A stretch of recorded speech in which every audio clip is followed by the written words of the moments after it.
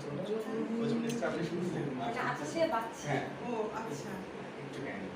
হ্যাঁ হ্যাঁ মানে থাম্বনেলগুলো কিন্তু ভীষণ জরুরি আপু